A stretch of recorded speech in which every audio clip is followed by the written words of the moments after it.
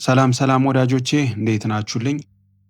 ከዚህ በፊት በተለይ ደግሞ ልጅ እያለን ፊልም ላይ አይተናቸው እውነት እንዲህ አይነት ነገሮች በእውኑ ዓለም ይኖራሉ እንዴ ብለን የምናስባቸውን ነገሮች አሁን እዚሁ አዲስ አበባ ሰፈራችን ውስጥ መከሰት ሲጀምሩ በጣም ከመላመዳችን የተነሳ መደንገጥ ሁሉ ትተናል።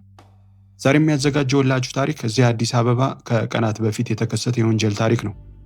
አብራችሁ መቆየታችሁ እጅግ ያስደስተኛል። ኢትዮጵያን ወክላ በአውሮፓውያኑ 2026 ሚስ ወርልድ የቁንጅና ውድድር ላይ የምትሳተፈው ሩት ይርጋለም ታላቅ እህት የሆነችው ቅዱሳን ይርጋለም ታግታ መገደሏን ተከትሎ የሩት የቅርብ ጓደኛን ጨምሮ 10 ተጠርጣሪዎች በቁጥጥር ስር መዋላቸውን የአዲስ አበባ ፖሊስ አስታወቀ። በግድያው የተጠረጠሩት የሩት የቀድሞ ጓደኛና ፍቅረኛዋ ከሌሎች 8 ተጠርጣሪዎች ጋር በመቀናጀት ሟችን ጭካኔ በተሞላበት መልኩ በመግደል እንደተጠረጠሩ ፖሊስ ለቢቢሲ ገልጿል።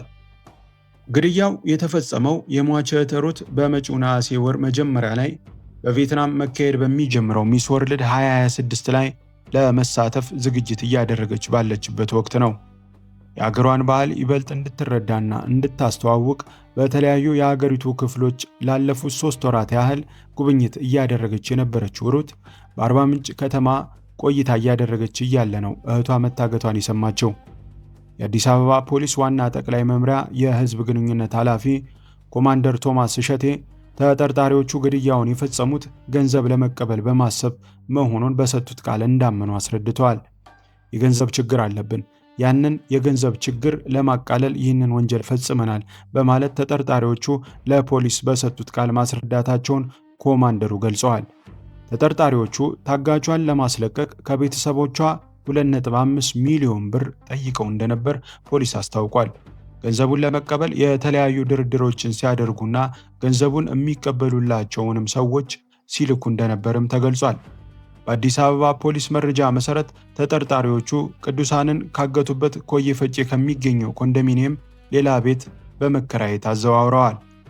ቅዱሳን ከታገተችበት አርብ ሐምሌ 10 2018 ዓ.ም ጀምሮ እንደሞተች እስከታመነበት እሁድ ሐምሌ 12 2018 ዓ.ም ድረስ ምግብ እንዳልሰጧትም ተናግረዋል።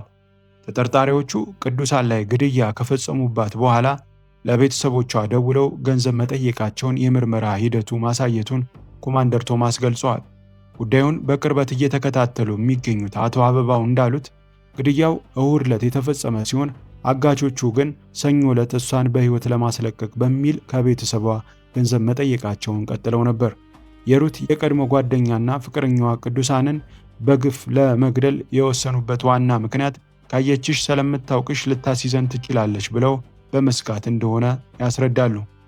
የግድያ ሁኔታውን አስመልክቶ የአዲስ አበባ ፖሊስ የሕዝብ ግንኙነት ኃላፊ ኮማንደር ቶማስ ሲያስረዱ አሁን ላይ ለሚዲያና ለሕዝብ ለመናገር የማይመቹ አንዳንድ ከባድ ነገሮች አሉ በማለት ዝርዝር ከመግለጽ ተቆጥበዋል። በሟች ላይ የተፈጸመው ድርጊት እጅግ ኢሰብአዊ የሆነና ጭካኔ የተሞላበት ነው ሲሉ ወንጀሉ ምን ያህል ዘግናኝ እንደነበረም ገልጸዋል።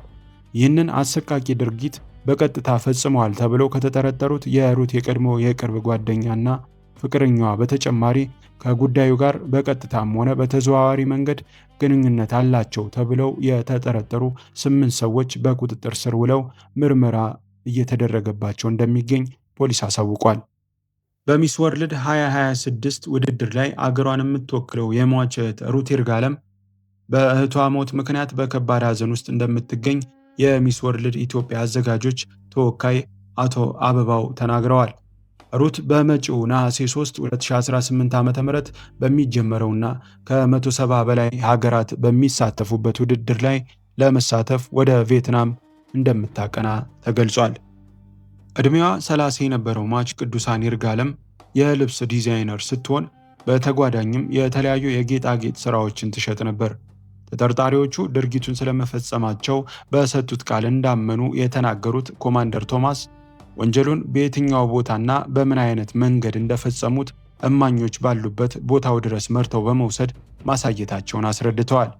በምርመራው ወቅት የነበረውን ሂደት እንደ እማኝ ቀርቦ ሲከታተል የነበረው የሚስ ወርልድ ኢትዮጵያ የቁንጅና ውድድር አዘጋጆች ተወካይ አቶ አበባው አበበ እንዳሉት በወንጀሉ ከተጠረጠሩ ሰዎች መካከል አንዷ ከ9ኛ ክፍል ጀምሮ የሩት የቅርብ ጓደኛ የነበረች ናት።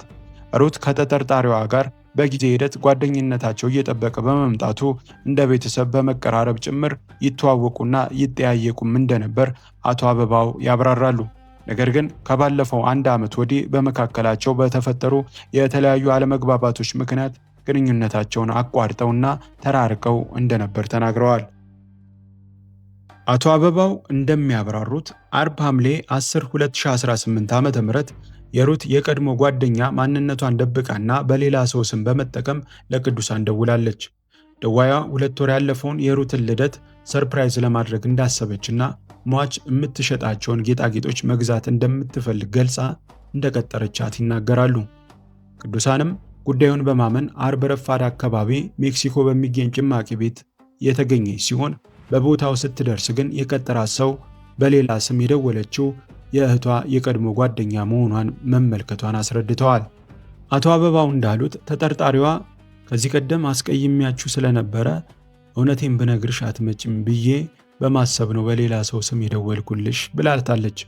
ሟች ቅዱሳን በበኩሏ ለተጠርጣሪዋ ምላሽ ስትሰጥ እኛ ብንቀየምሽ ኖሮ እኮ እናትሽ ታማ በነበረበት ወቅትም ሆነ ስታርፍ መተን አንጠይቅሽም ነበር። ስለዚህ እኛ ምንም አልተቀየምንም በማለት እንደመለሰችላት አስረድተዋል። በመቀጠልም ተጠርጣሪዋ አዲስ ቤት ተከራይቻለሁ፣ ስለዚህ መተሽ ቤቴን ብታይልኝ ደስ ይለኛል ስትል ቅዱሳንን እንደጠየቀቻትና አክላም አሁን ላይ ሕይወቴ በጥሩ ሁኔታ ተሻሽሎልኛል፣ በዚያ ላይ ለአንቺም የምትሰሪያቸውን ስራዎች ይዤ ስለመጣው እዚያው ቤቴ ሆነን እናወራለን በማለት ኮየ ፈጬ አካባቢ ወደ ተከራየችው ኮንዶሚኒየም ቤቷ እንደወሰደቻት ተናግረዋል። አክብራችሁ ስለተከታተላችሁኝ በጣም አመሰግናለሁ። በሚቀጥለው እስከምንገናኝ ቸር ይግጠመን።